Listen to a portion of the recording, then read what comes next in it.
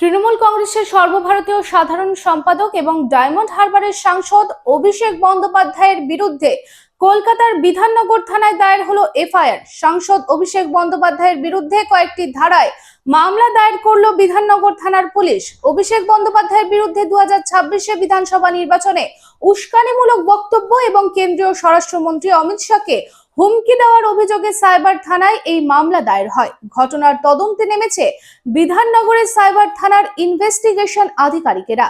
রাজীব সরকার নামে এক সমাজকর্মীর দায়ের করা অভিযোগের ভিত্তিতে পুলিশ বিএনএস এবং জনপ্রতিনিধিত্ব আইনের একাধিক ধারায় মামলা রুজু করে তদন্ত শুরু করেছে।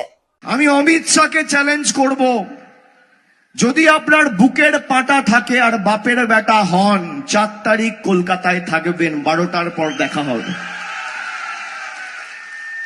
কত বড় গুন্ডা আপনি আর কত আপনার ক্ষমতা, 4 তারিখ দেখা হবে। খেলা তোমরা শুরু করেছো, শেষ তৃণমূল করবে।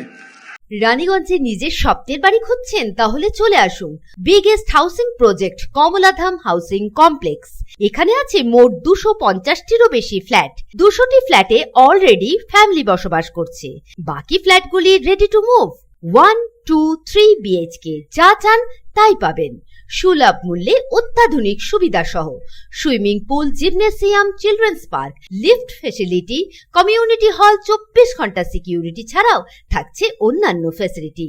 ন্যাশনাল হাইওয়ে থেকে মাত্র 400 মিটার দূরে, near Ganesh Dham housing complex, Jiradanga, Shiarshol, Raniganj. Contact number 7719356476।